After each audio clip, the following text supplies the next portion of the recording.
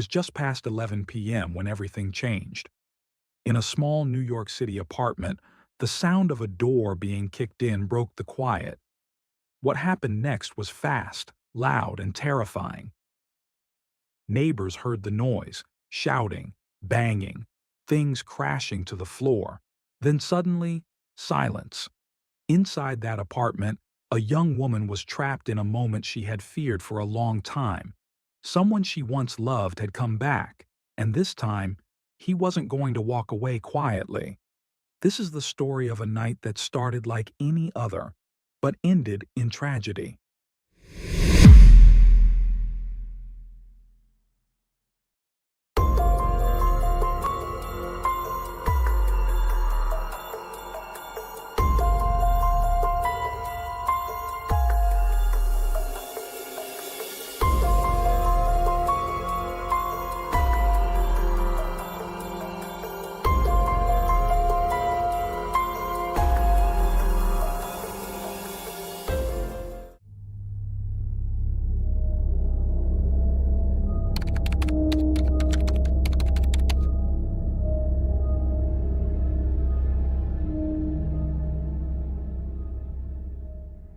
In 2015, Elena Hardy arrived in New York City, full of ambition and promise.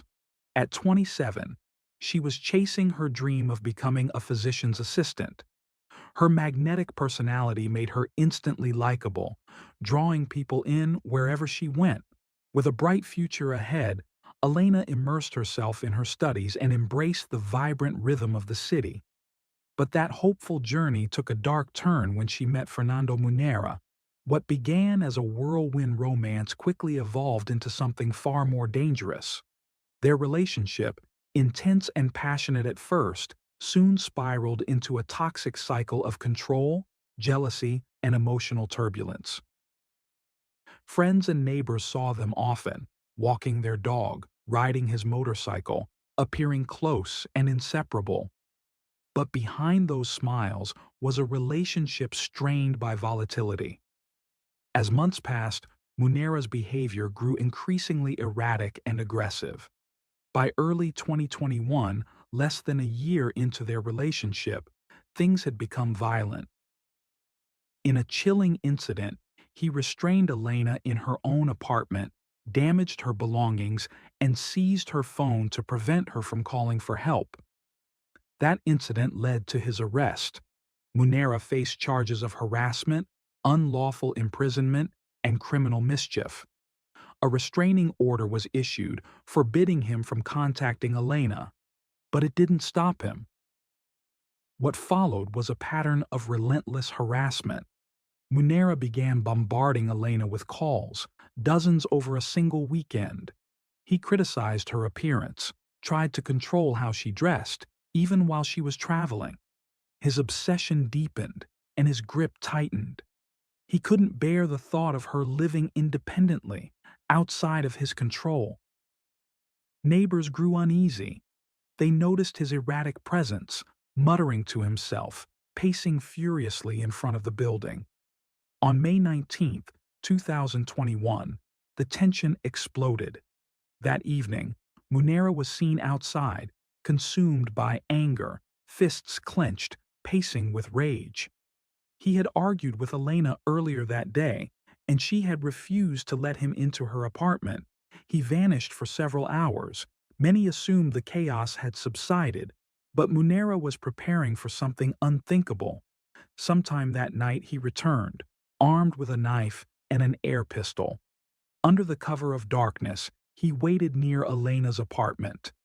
Around 11 p.m., the horror unfolded. He forced his way into Elena's apartment. He smashed through the front door with violent determination, the barrier offering no resistance to the fury behind it. Inside, Elena barely had time to react. Startled by the crash, she was face to face with her ex before she could think, move, or scream. There was nowhere to run and nothing to stop him. Within seconds, the small apartment became a battleground. Munera, armed with a knife and consumed by rage, unleashed the full force of his obsession. He stabbed Elena 18 times. The knife tore through her upper body, each blow calculated, brutal, and unrelenting. The apartment echoed with the sounds of struggle, Elena's desperate cries, and the chaos that followed. The room was torn apart. Furniture lay overturned, blood streaked the walls, and the floor was slick with it. She cried out for help, but no one came. The neighbors heard everything, the thuds, the screaming, the crashing, but fear kept them frozen. Behind their closed doors, they listened as the violence continued, unaware of the full horror taking place just feet away. Munera didn't stop. He used the air pistol not as a weapon of death, but as a tool of fear, waving it, aiming it, showing Elena that even in her final moments, he was in control. His goal was not just to hurt her, it was to dominate her completely. She had tried to escape him, to set boundaries, to reclaim her life. That night, he took it back by force. When the attack finally ended, the apartment went still. The frenzy was over. Elena lay motionless, her body bearing the savage marks of the man who refused to let her go. Munera stood above her, breathing heavily, the blood still wet on his hands. There was no panic in him, no remorse, just the aftermath of a storm he had long planned. Then, without saying a word, he disappeared into the night. By the time police arrived, the damage was done. The apartment was a crime scene soaked in silence and horror. The young woman who had once lit up rooms with her energy and smile was gone. Her life had been reduced to blood on the floor and a still body in the dark. Officers found no signs of Munera. He was gone, vanished into the night like a ghost who left destruction in his wake. The manhunt began immediately. Police canvassed the area, questioned witnesses, tracked his movements. Surveillance footage from local stores and subway platforms began to fill in the gaps. One clip showed him walking briskly, still in the same blood-stained clothes, eerily calm, focused, as if the murder hadn't shaken him at all. Investigators delved into his past. What surfaced was deeply disturbing, a pattern of control, explosive tempers, and prior incidents of harassment and assault. Court records confirmed that Munera had always been volatile. Elena's death wasn't his first act of violence, it was the final one in a long line of red flags. The restraining order, a last resort, had failed her completely. Elena's family was shattered. Her mother couldn't believe that her daughter, the vibrant, funny, kind-hearted woman who had tried so hard to escape, was gone. The grief was heavy, made worse by the knowledge that Elena had done everything she could. She asked for help, she set boundaries, she took legal steps, but nothing had been enough.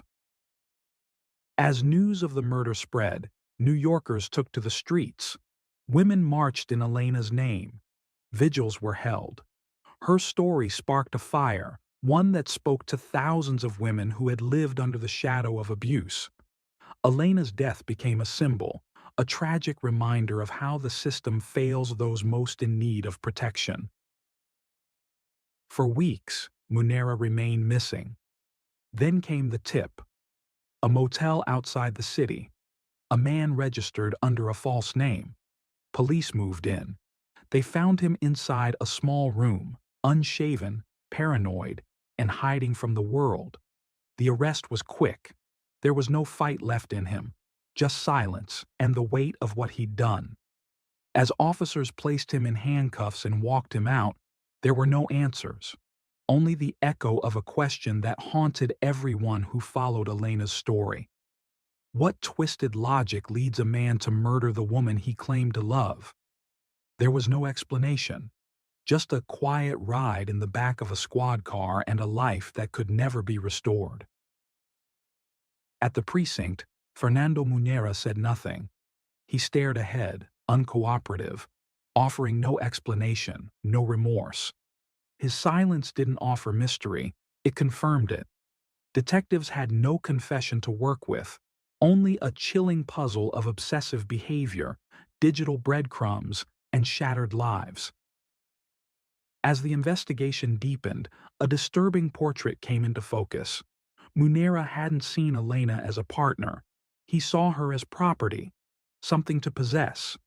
And when she pulled away, when she stood her ground, he interpreted it as betrayal. In the months leading up to the trial, the evidence piled up. Witnesses had described Munera's erratic behavior in the days before the murder, pacing, muttering, fixated on Elena's apartment.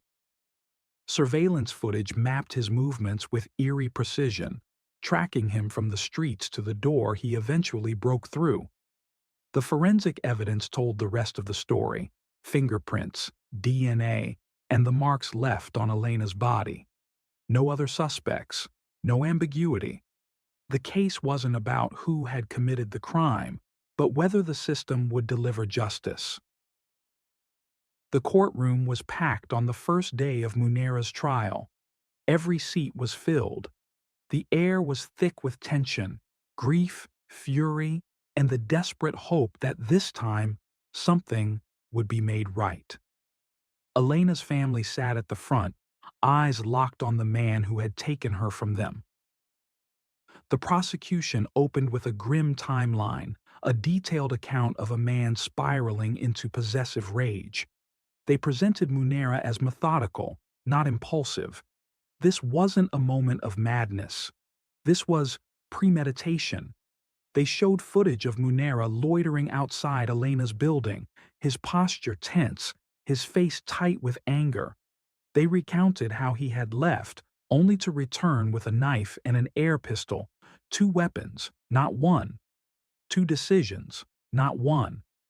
There was no hesitation, only escalation. Then came the photographs. The images taken at the crime scene silenced the room. Blood-soaked walls, torn furniture, a life brutally extinguished. A forensic pathologist walked the jury through the wounds, 18 stab wounds concentrated on the upper body. Not random, not frenzied, controlled, targeted, intentional. Each one was described in clinical terms, but no language could soften the horror of what had been done. A neighbor described the noises on the night of the murder, the crashing, the faint screams. Then nothing. Another recalled Munera outside earlier that evening, pacing like a man on the edge, fists clenched, muttering to himself, his eyes full of something unspoken but dangerous. Elena's friends shared the things she had said in the final days of her life. She had been scared. She had told them about the calls, the threats, the constant pressure to change how she looked, how she dressed. One friend read a message aloud. "I'm scared of what he might do, but I don't know how to make him stop." It landed like a blow. The room fell silent. There were tears. Then the defense stood up. Their story was different. They didn't deny the attack. They didn't deny the death. Instead, they painted Munera as a man unraveling, pushed too far, too fast, by a relationship he couldn't process. They argued that he had snapped after being locked out. That it wasn't planned. It was emotional collapse. They cited a history of mental health struggles, suggesting his actions were the result of an undiagnosed condition.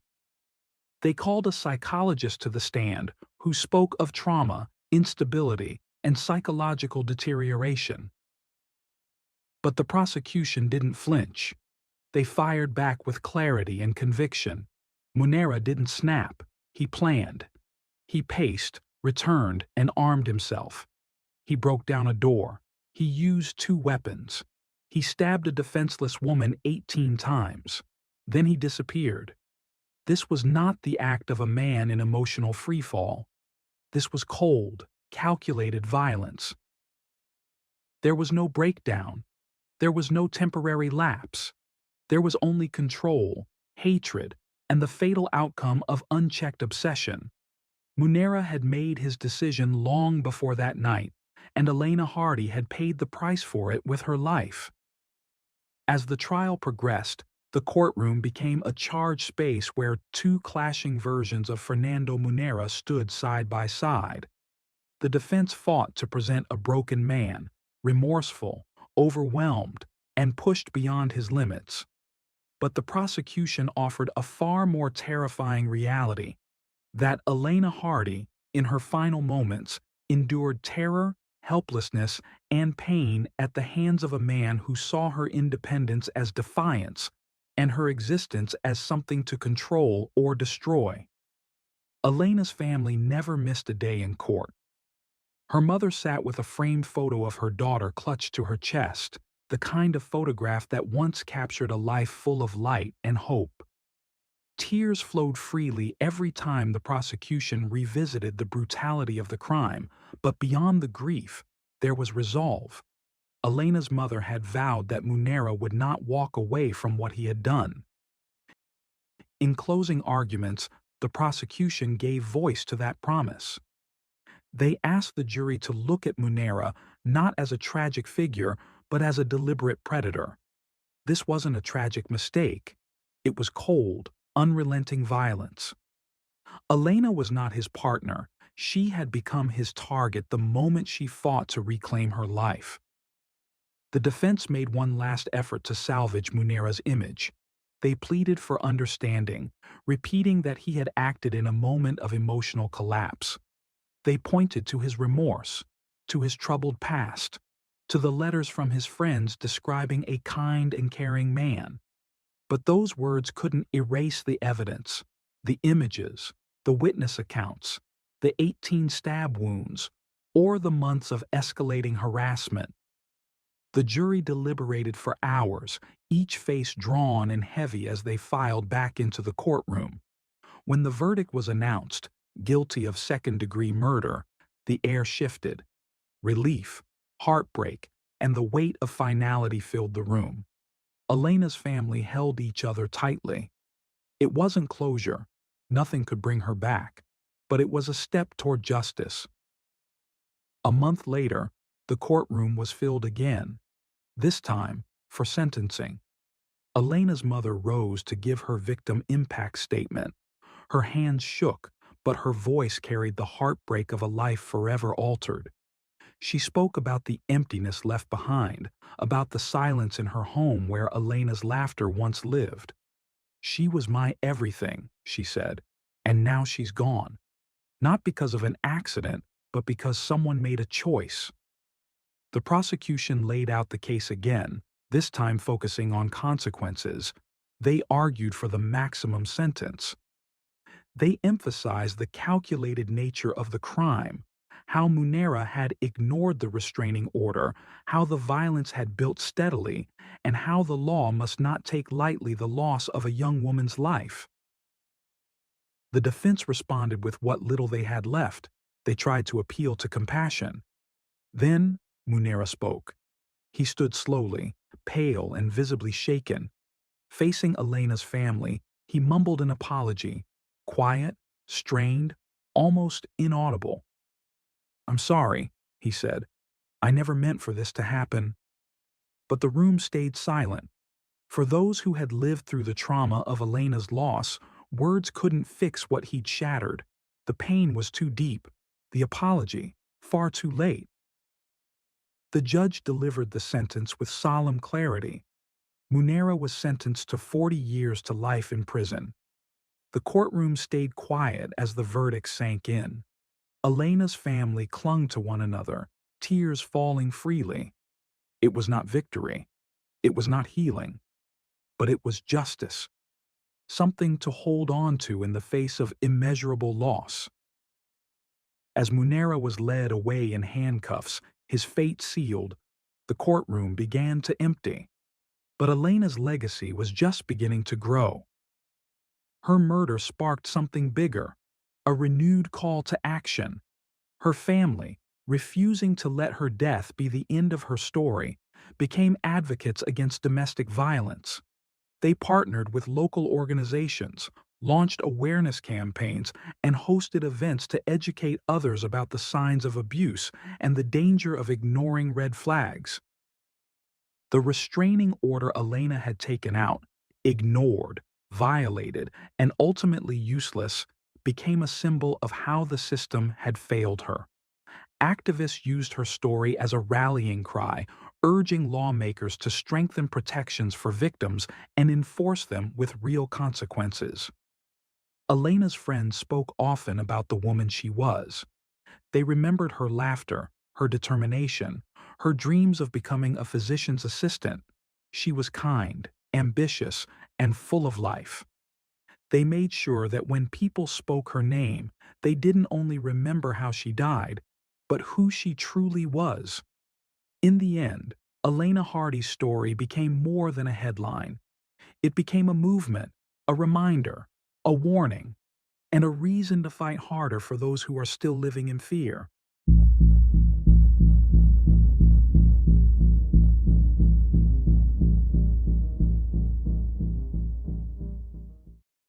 Thanks for tuning in to Unreal True Crime. If you're intrigued by mysteries from around the world, check out our new channel, Latin Crimes, where we dive into the gripping true crime stories of Latin America. Don't miss out. Subscribe now for more thrilling investigations.